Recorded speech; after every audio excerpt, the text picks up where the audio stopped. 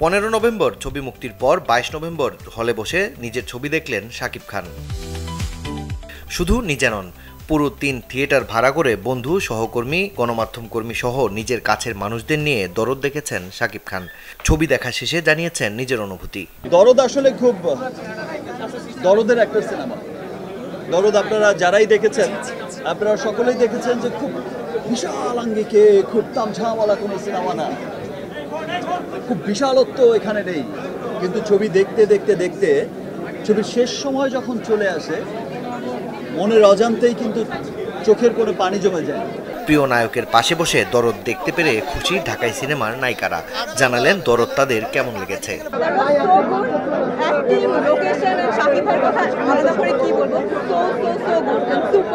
সব মিলিয়ে দরদ তো অনেক ভালো হয়েছে, এটা আসলে আমরা জানতেই পারি।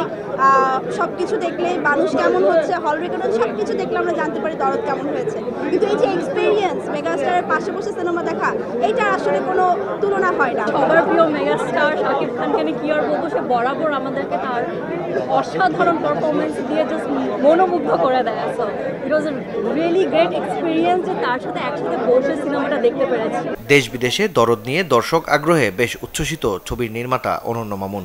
পাশাপাশি নিজের প্রথম সিনেমায় খুশি অভিনেত্রী সাফা মারুয়া। জেলা শহরগুলো খুব ভালো, ওভারসিসে খুব ভালো, এবং ইনশাল্লাহ ডে বাই ডে কিন্তু এটা আরও ভালো হচ্ছে। যেমন আপনারা ইউএসএ দেখবেন, আমরা শুরু করেছিলাম 23টা শো নিয়ে, কিন্তু এখন কিন্তু চলতেছে অলমোস্ট 42 শো। তো ডে বাই ডে শোটা বাড়তেছে, হয়তো বা ইন ফিউচার আরও বাড়বে। দরদের প্রথম শো থেকে আজকে পর্যন্ত, আজকে দরদের 7ম দিন। সো আজকে পর্যন্ত আমি দরদের মধ্যেই ডুবে আছি। দরদের প্রত্যেকটা শোতেই সবাই স্টার্টিং থেকে এখন পর্যন্ত এত বেশি ভালোবাসা দিচ্ছে। সো এই জায়গা থেকে আমিও আলহামদুলিল্লাহ অনেক অনেক বেশি ভালো আছি। ছবিতে দুলু মিয়ার চরিত্রে অভিনয় করেছেন শাকিব খান, আর ফাতেমার ভূমিকায় আছেন বলিউডের সোনাল চৌহান। মাকসুদুল হক ইমু, চ্যানেল 24, ঢাকা।